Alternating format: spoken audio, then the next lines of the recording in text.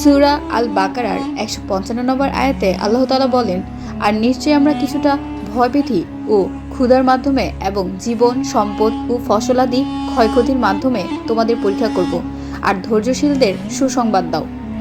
এরকম বিপদ আসলে আমরা কি করব সে সম্পর্কে আল্লাহ তাআলা আরও বলেন, যারা বিপদের সম্মুখীন হলে বলে নিশ্চয়ই আমরা আল্লাহর জন্য এবং নিশ্চয়ই তারই কাছে আমরা ফিরে যাব, তাদের জন্য আল্লাহর পক্ষ থেকে রয়েছে অপার করুণা এবং দয়া, আর তারাই সঠিক পথপ্রাপ্ত।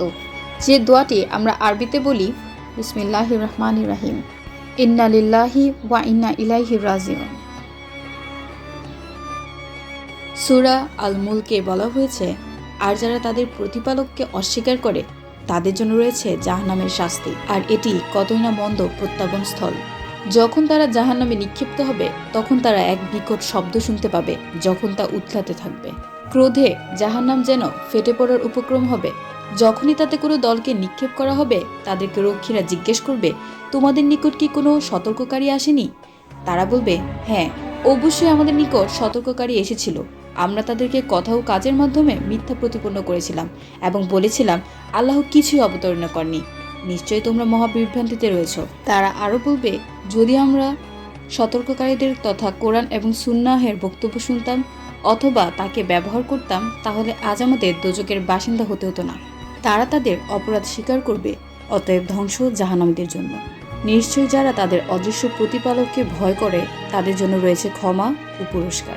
আল কোরআনে মহান আল্লাহ তাআলা কৃতজ্ঞতার কথা বারবার বলেছেন।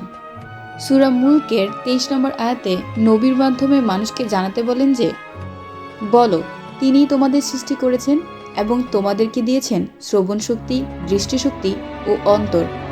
তোমরা খুব কমই আল্লাহর আদেশ, নিষেধ, উপদেশ, তথ্য জানা এবং মানার মাধ্যমে কৃতজ্ঞতা প্রকাশ করো।